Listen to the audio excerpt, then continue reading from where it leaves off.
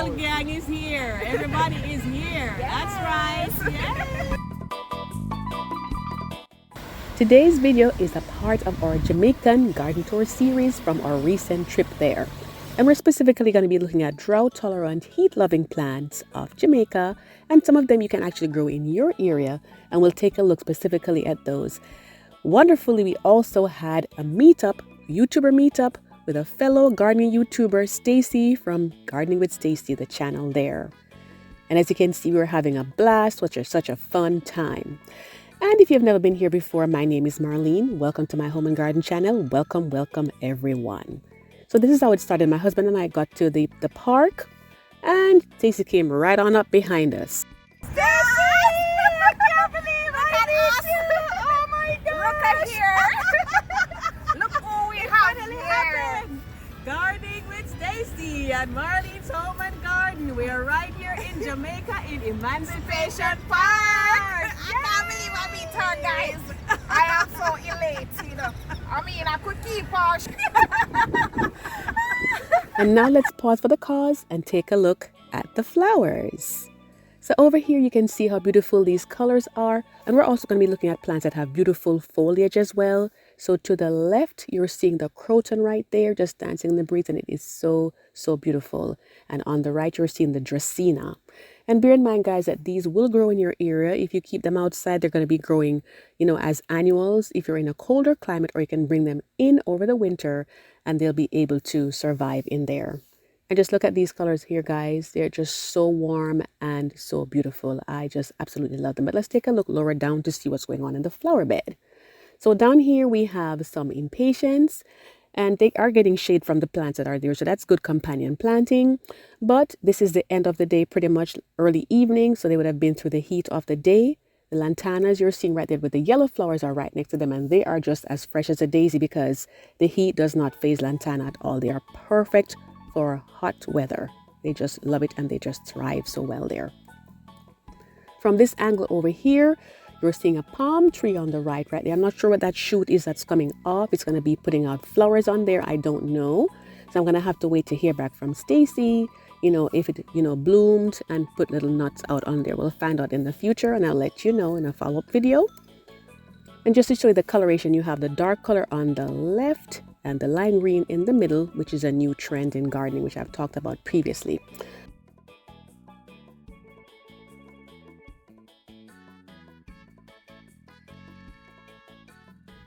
And next we go over to these purple hearts right here. And I myself have grown purple hearts in my growing zone 8, and they actually did come back.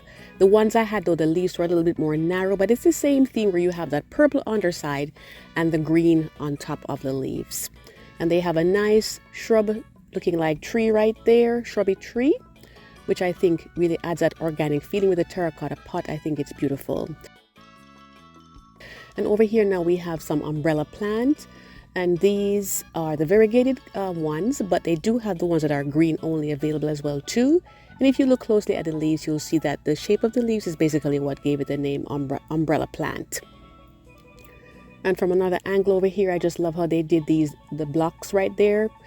And I was so happy to see dianthus. Honestly, I really thought that dianthus only grew in the more temperate climates. So I was quite pleased to see them here. That's a pretty pink or peachy looking color. I'm not even sure what color that is. It's just gorgeous. And it's growing along with the marigolds right there, which we see those, you know, all over. And we also have a phlox right here. And it's such a dark color. I've never seen that one before. You can let me know if you've ever seen that one in your area or if you grow those. Then over here now we have the Pegasus Hotel in the background, not sponsored, but it's a great hotel to stay at if you're in the New Kingston area. And we have some bougainvillea right here, which is a mainstay in the summer gardens in Jamaica when they bloom out so well.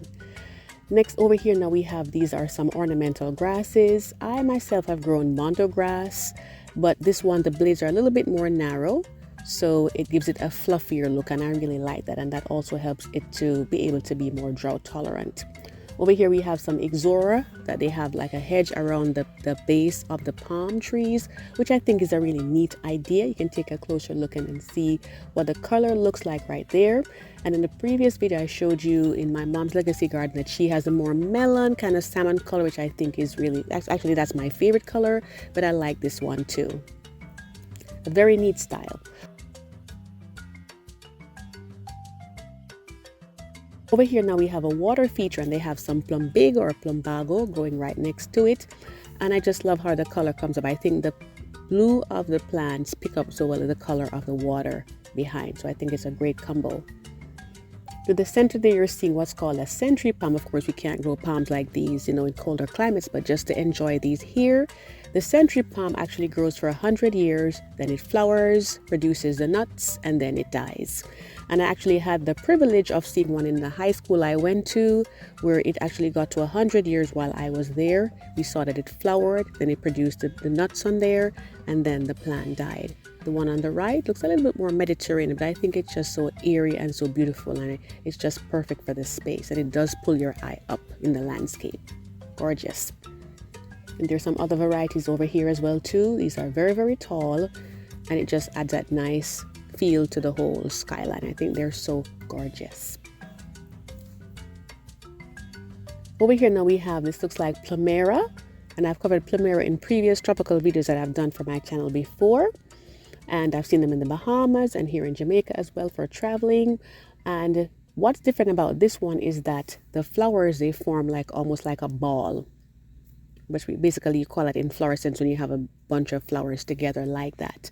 Because normally you'll see the individual flowers, but this one they're a ball, and I think this may be really nice for a bouquet if they're able to hold up, you know, for a long period of time. But they're really, really pretty, and I thought very unusual. Next we move on to alamanda, and I see these quite a bit in my garden center, and I've done videos showing you those two of what's available in our garden center in the spring. So you can plant these out. They would be annuals for the colder areas. Down here these would be perennials, and it's such a nice hedging plant for this area right here. I think it is really, really beautiful, and again they're pretty drought tolerant. They hold up very well.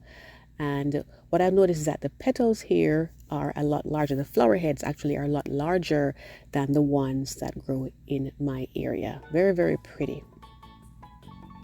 Over here now, this was a beautiful arrangement. You know, if you like succulent type flowers, we have the purple heart being the spiller plant in this tall container right here. And then we have the snake plant or sansevieria being the thriller plant, where it pulls your eye up. And it's just a wonderful combination. And guys, just to say that if you wanted to show extra support to my channel, you can check out my merchandise for the summer series under the tab that says store, or you can click on the little shopping bag and you can support my channel that way if you should choose to do so. And I do appreciate you in advance. So over here now they have an arch, and Stacey tells me that this arch, they had a lot of wedding pictures being taken here, not as much as in the past. But either way, I think it's really, really beautiful, and with a few tweaks, I'm sure they can get it right back to that point. But on the top there, you're seeing the pink alamanda along with the yellow one. Maybe like a bougainvillea over here would do the trick. And down here we have some blue-green plants that it has a white coating that actually helps them to reflect more heat than they absorb. So that's a good way for them to adapt, which I talked about in my previous video as well too. And they're just so gorgeous, guys. I love it. And down here you see at the base they have more lantana as well, which is just perfect for the weather. This one was not flowering here, so I'm not sure what that one was, but everything is combining so well together. And just from another angle over here, guys, you're seeing how these are looking. I love the blocks that they put right there. I think it's a really great idea how they did that. Very, very creative. And so if you're wanting to see more of our high energy meetup, keep watching, because I'm going to be showing you more. You'll also get to see what Stacey got for me, so we can take a look at that. Oh my God, I can't believe this moment. Can't believe it I either. met Marlene, I met Neil, and it's Yes. like I know them long time. Yes. Like I know that knew them in person, so I'm so happy. I won't tell you what she brings for me. And to mention what she brought for me and Marie and blessings from the garden, Saroya and LaToya. Yeah. I have goodies for you. It's Okay. because of the short run, you know, she couldn't meet with everybody, so. Right. Just do what we can do. Yes. Okay. Alright, so this is us. And Yes. please stay tuned to both of our channels. Gardening with Stacey and Marlene's Home and Garden. so if you have not yet subscribed, please go ahead and do so. Give us a thumbs up and Hit also the notification bell twice. there you go, so you will always be notified. Alright. And I'm so sorry that I did not get a chance to also meet up with Marie from Farming on the Rocks and LaToya and Saroya from Blessings from the Garden. But we stayed in 4 different locations. Stacey also had some, some things going on in her family as well. But I will link their channels in the description box. And of course, Stacey's will be the first one that you'll see. I'll put the video there where she gives you her take on our meetup. And I'll show you what she got for me. So over here we have, this is called coconut drops. It's kind of like a little treat where they use the coconut, cut it in little cubes, and then they cook it with down with sugar and make little drops, kind of like a peanut brittle in a sense. And you have the grater cake where they grated the coconut in the same way on the right. Up above here we have this is basically like to make hot chocolate, where they use the freshly made cocoa from the cocoa bean, and they form those out, and there's cinnamon leaves in there as well. We also have some nutmegs, so it's a perfect combination. There's also a peanut drop on there as well too. And the top left there's gizzada, and the second one did not make it very far. It's already gone. Guys, it was a wonderful time there. I was so happy that my husband and I were able to go and meet up with family and friends down there. We have so many more videos coming up, each covering different parts of the island and different things that we were able to see that we'd love to show you. And again, guys, some of these plants, you can grow them as annuals in your area, and they're perfect for the heat conditions.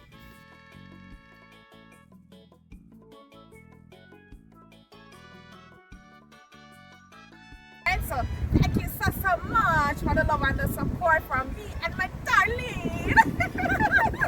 Alright guys, so we leave you here, and until next time, what do we do? Walk good. Happy gardening, and I hope to see you in the next video. Take care.